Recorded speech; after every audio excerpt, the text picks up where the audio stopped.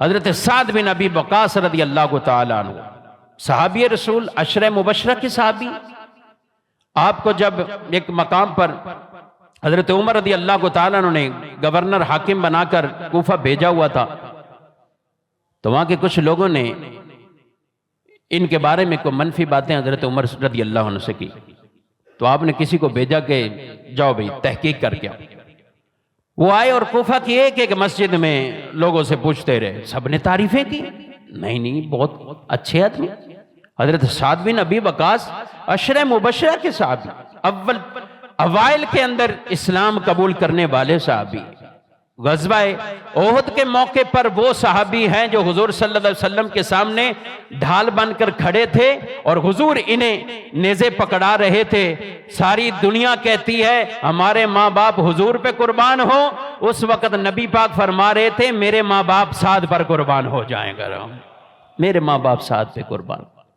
تو جب انہوں نے پوچھا ایک ایک سے، تو ایک مسجد میں آئے تو ایک آدمی کھڑا ہو گیا، کہنے لگا کہ آپ نے زیادہ اصرار کیا ہے اس لیے میں بتا دیتا ہوں۔ کہا کہ وہ سعد جو ہیں وہ مال غنیمت صحیح تقسیم نہیں کرتے، نماز بھی صحیح نہیں پڑھاتے، دو تین باتیں کر دی۔ آپ نے مجمع کے اندر حضرت سعد بیٹھے ہوئے ہیں، اس آدمی نے یہ بات کر دی۔ حضرت سعد اپنے عہدے سے معزول ہو گئے خود ہی کہ میں اب اس عہدے کو قبول نہیں کرتا، لیکن اللہ کی بارگاہ میں عرض کر دی، یا اللہ اگر یہ جھوٹا ہے نا تو پھر اسے لمبی عمر دے اور فقر والی عمر دے، غربت، فقر، کلاش اور فتنے میں اس کو مبتلا کر دے، اس کی یہی سزا دنیا میں۔ عمر لمبی ہونا اچھی اس وقت ہے کہ جب آدمی غربتوں، فقر، محتاجیوں میں نہ پڑا ہو، عمر زیادہ ہو اور ہو ایسی حالتیں۔ حضرت سعد نے یہ کلمے کہہ دیے، آپ سائیڈ پہ ہو گئے، ٹھیک ہے سنبھال لو سب تم معاملات۔ پھر لوگوں نے وہ وقت دیکھا کہ یہ آدمی اتنی بڑی لمبی عمر کا بوڑھا شخص ہو چکا تھا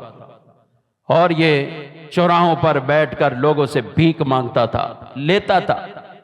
لیکن فتنوں والی جو بات تھی، ایسی حالت میں بھی کوئی عورتیں وہاں سے گزرتی تو یہ ان کو کوئی آواز دے دیتا تھا، کچھ ایسا کلمہ کہہ دیتا، بعد میں لوگ اسے لان تان کرتے، بوڑھا ہو گیا تو ابھی شرم حیا نہیں تیرے اندر؟ تو وہ کہتا تھا کہ مجھے حضرت سعد کی بد دعا لگی ہوئی ہے، مجھے حضرت سعد کی بد دعا لگی۔ کہ حضرت سعد نے کہا تھا کہ یا اللہ لمبی عمر اسے ملے، فقر بھی ہو اور فتنوں میں بھی یہ پڑا ہو۔ بعض اوقات کوئی جملے نکلے ہوئے کہاں سے کہاں پہنچ جاتے میرے بھائیوں۔ حضرت سعد وہ ہیں جو مستجاب الدعوا ہیں، حضرت سعد رضی اللہ عنہ۔ اور ضمناً علماء نے اس کے تحت یہ کلمات بھی لکھے گئے کہ حضرت سعد امام تھے اور امام ہونے کے ناطے کسی نے ان پر خلاف واقع ایسی بات کی ہے جس کے پیچھے کھڑے ہو کر نماز پڑھنے والے ہوں اور پھر اسی پر الزام اور تہمت لگا دیں، تو فرمایا کہ حضرت سعد کے اس واقعے سے ڈرو، حضرت سعد کے اس واقعے سے ڈرو۔ حالتیں کچھ ایسی ہمارے ہاں بھی ہوتی گئے، نماز میں تو ہیں پیچھے اس امام کے، باقی سب کاموں میں امام سے آگے ہی ہیں، سب چیزوں میں آگے گئے۔ تھوڑی سی بات ہو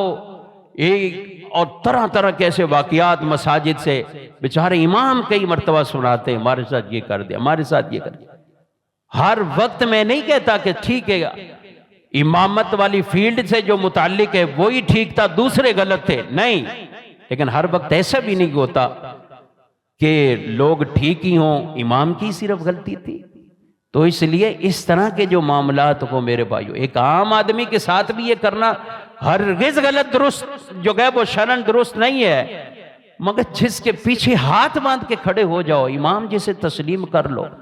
اور اس کے خلاف واقع باتیں اس کے بارے میں کرنا، اللہ اکبر۔ تو حضرت سعد رضی اللہ تعالیٰ نے جو یہ کلمات کہے، اللہ اکبر، تو پھر وہ اس کے حق میں ایسے وہ لگے